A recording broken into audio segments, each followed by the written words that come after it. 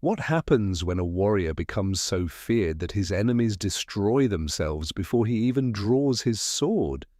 What if I told you that one man, riding alone into an army of thousands, could end a battle in 60 seconds flat, not by killing, but by something far more terrifying? The year is 633 AD. The land between two rivers, what we now call Iraq, is drowning in blood and fear. For months, a relentless storm has been sweeping across this ancient land. An army unlike anything the world has seen is carving through one of humanity's oldest empires like a hot knife through flesh. At its head rides a man whose very name makes generals abandon their posts and soldiers question their gods. He's already shattered 5 imperial armies in 4 months. He's taken cities without siege. He's turned rivers into graveyards. And he's not done. And not even close.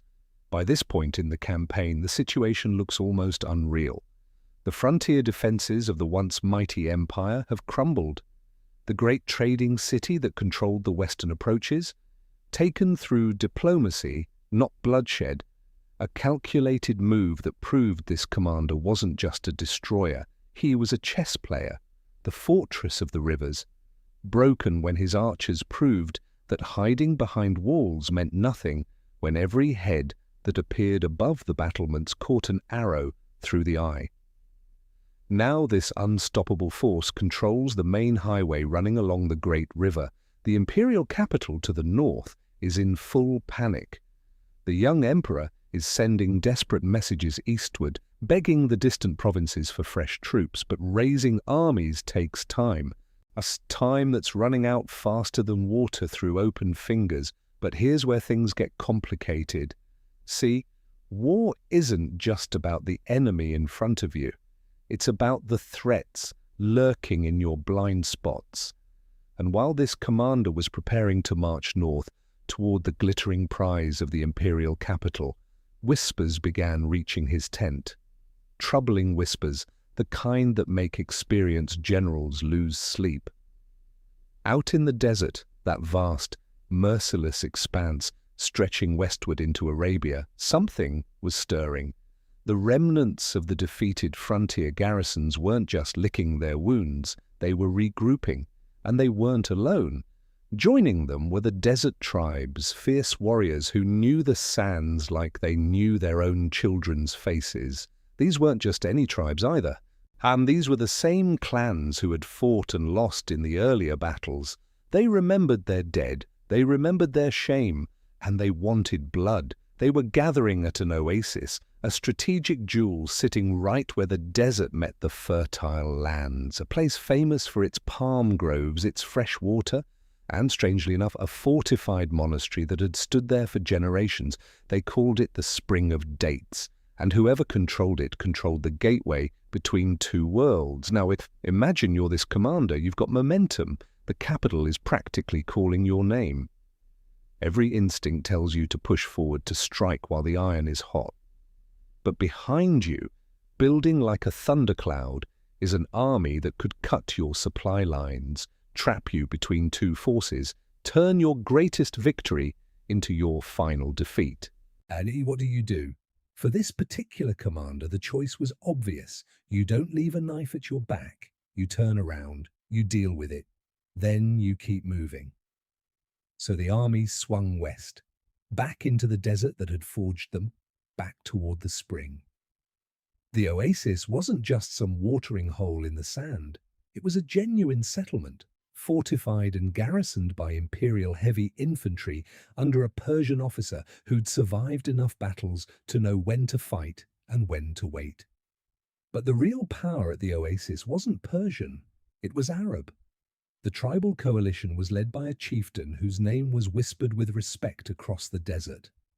A proud man, a skilled warrior, a leader who had watched his kinsmen die in the earlier battles and sworn that he would be the one to stop this seemingly unstoppable tide.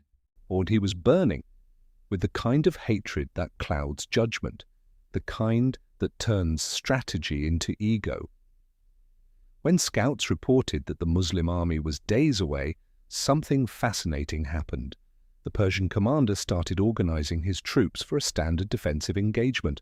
Solid tactics, use the walls when you can, make the enemy pay for every step forward. The Arab chieftain stopped him cold. "These attackers are Arabs," he said, looking at the Persian with barely concealed contempt. "We are Arabs. We understand them. We know how they fight, how they think. You Persians, you're outsiders here. Leave this to us. This is our fight." Think about what's happening here. A tribal leader whose allies had just been massacred in battle after battle is telling an experienced imperial officer to step aside. He's claiming he can accomplish what multiple imperial armies could not. He's betting everything on pride. The Persian officer could have argued, he could have insisted on a combined defense. Instead, he simply nodded. "Very well, they're your people. The glory will be yours. My soldiers will remain at the fortress. If you need support, we'll be there." Was he genuinely convinced, or was he cynically happy to let these tribal warriors absorb the first devastating blow while his own men stayed safe behind stone walls? We'll never know. But the result was the same. The imperial troops withdrew into the fortress. The tribal army formed up outside the oasis, alone, waiting for the storm to arrive. And the chieftain? He positioned himself right at the front, center of the line, mounted on his finest horse, and surrounded by his personal guard. He wanted everyone, his own men, his enemies, history itself, to see that he was the one who finally broke the sword of God. He had no idea what was coming.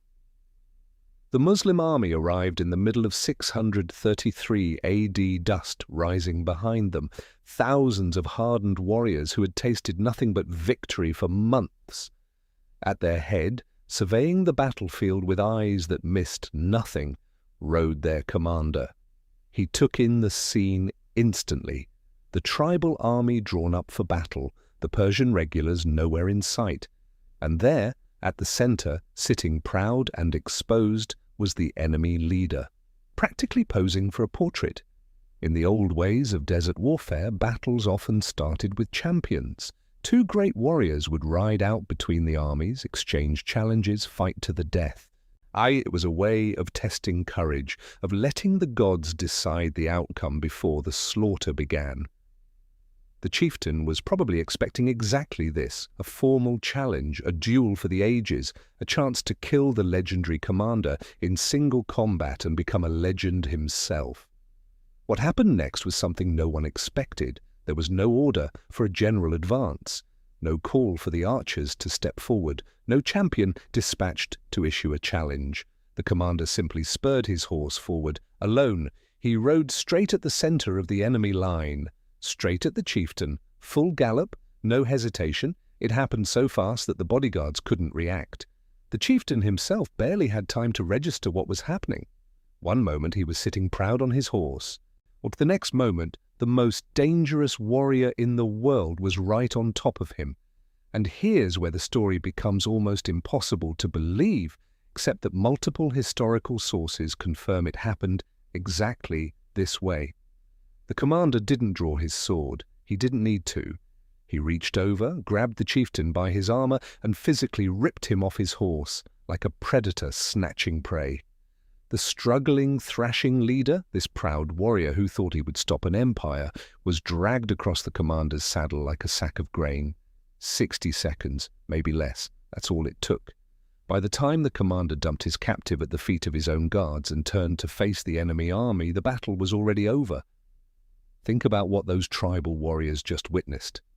Their invincible leader, the man they'd followed into battle, the man who swore he would deliver victory, had been snatched away like a child being grabbed by an angry parent, not killed in glorious combat, not defeated in a fair fight, just taken, humiliated, made to look utterly helpless. The psychological impact was catastrophic, instant, total, irreversible.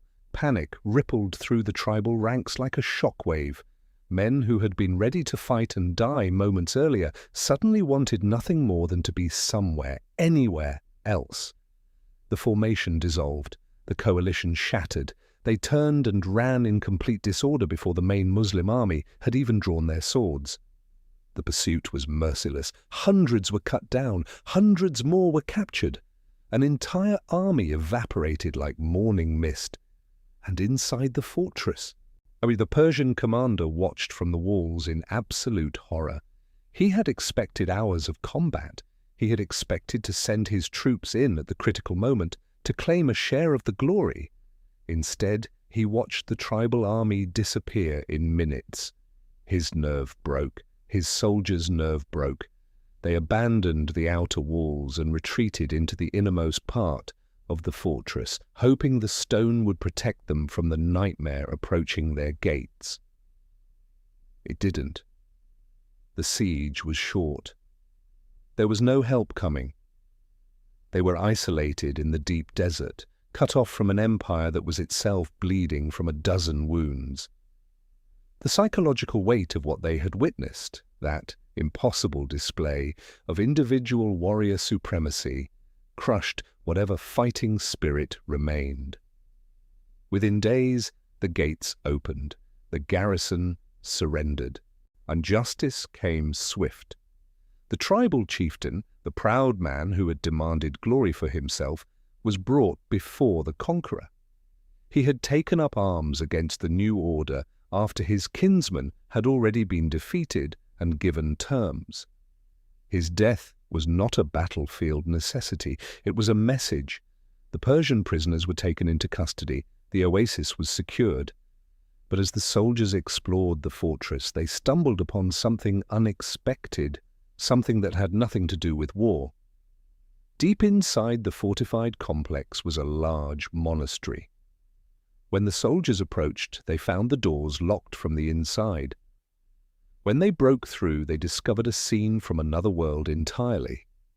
40 young men sat inside, their heads shaved in the manner of dedicated monks, bent over ancient religious texts. And they seemed almost unaware that a war had been raging outside their walls. When questioned, they gave a strange answer. "We are hostages of God."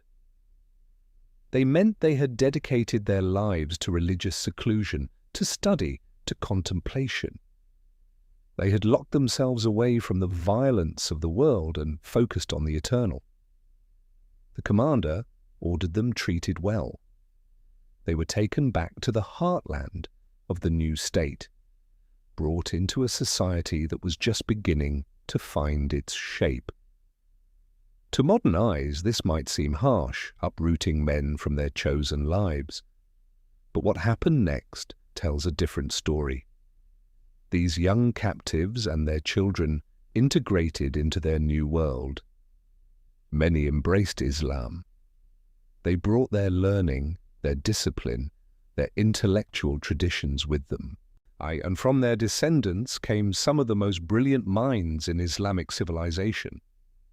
One descendant would write the first major biography of the Prophet, a work that remains foundational to Islamic history. Another would become a legendary military commander who would one day lead armies across North Africa and into Spain, spreading the reach of Islam to the western edge of the known world. 40 monks captured at a desert oasis became the ancestors of scholars and conquerors. History has a strange way of connecting moments that seem unrelated. The Battle of the Spring of Dates wasn't the largest engagement of the campaign. The numbers involved were modest compared to earlier confrontations, but it demonstrated something crucial about this commander and this war. He wasn't just a master of the open battlefield, but he wasn't just skilled at river crossings or siege warfare. He understood that war is fought in the mind as much as on the ground. He understood that armies are held together by belief in their cause, in their leaders, in their own invincibility. Shatter that belief and the strongest force becomes a fleeing mob. He had neutralized the threat on his desert flank. He had broken the alliance between the empire and the desert tribes. The road north lay open. The imperial capital trembled, waiting for the blow that seemed inevitable. But war doesn't care about your plans. As the commander secured the oasis and rested his troops, a rider came galloping in from the deep south, exhausted, desperate, carrying a message that would force an impossible choice. Another Muslim army, led by a respected commander, one was surrounded in the far deserts of Arabia. They were outnumbered, outflanked, facing complete annihilation. The message was simple and devastating. Save us, or we die. North lay glory, the capital, the chance to end the war in a single stroke. South lay the desert abyss, a rescue mission across hundreds of miles of killing ground. A march that might arrive too late, that might fail, that might cost everything gained so far. For this commander, there was never really a choice. You don't abandon your people, you don't leave them to die when they're calling your name. The army would turn south, into the desert, into the unknown. Now, if this story grabbed you, if you want to know what happens next, you know what to do. Hit that subscribe button, ring that notification bell, because this campaign isn't over, not by a long shot. Yeah, the rescue mission that's coming. It's one of the most extraordinary marches in military history, and you don't want to miss it. Drop a like if you made it this far. Share this with someone who loves history, and I'll see you in the next one.